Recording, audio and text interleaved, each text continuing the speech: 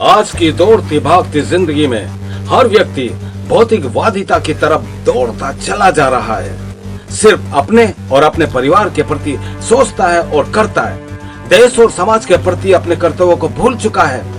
अपने स्वार्थों की बलिवेदी पर देश और समाज दोनों को तिलांजलि दे रहा है। देश की आत्मा रो रही है, तड़प रही है।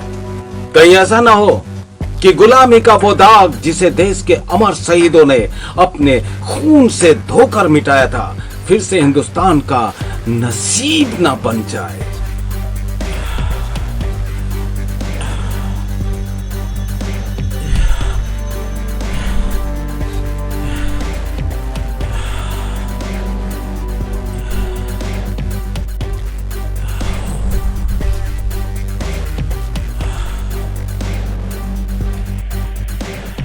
कब तक मैं तेरा बोझ अपने कांधे पर उठाता रहूंगा? मैं दिन रात भूखा प्यासा कब तक तेरा बोझ अपने कांधे पर लिए फिरता रहूंगा? क्या मैं गरीब ही रह गया था?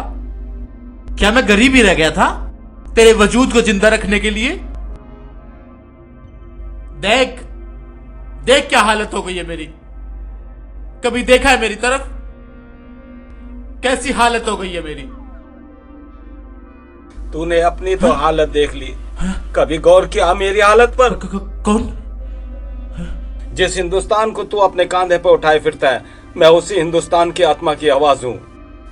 मैं वही हिंदुस्तान हूँ जिसने कितने ही पीर पैगंबरों और देवी देवताओं को अपनी बाहों के झूले में झुलाया और दुनिया को अमन और शांति का पैगाम दिया।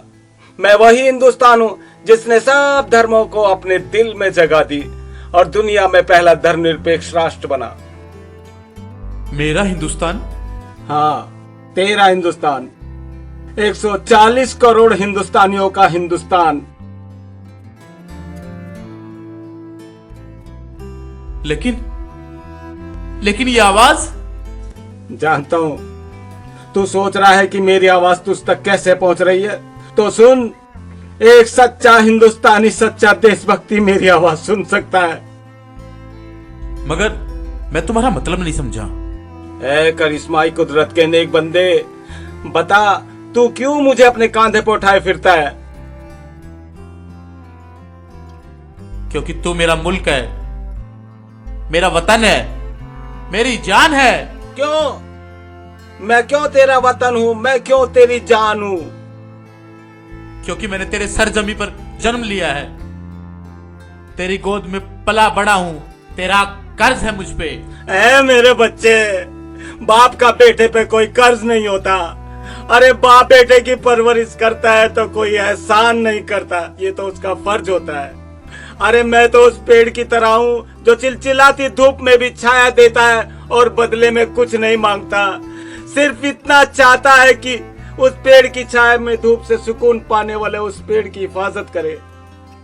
मैं अपने फर्ज से मुंह नहीं मोड़ता, मगर आज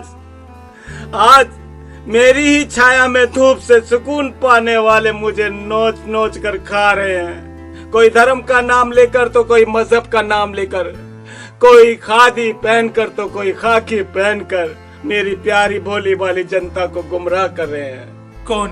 कौन है वो लोग? हाँ, मेरे अपने।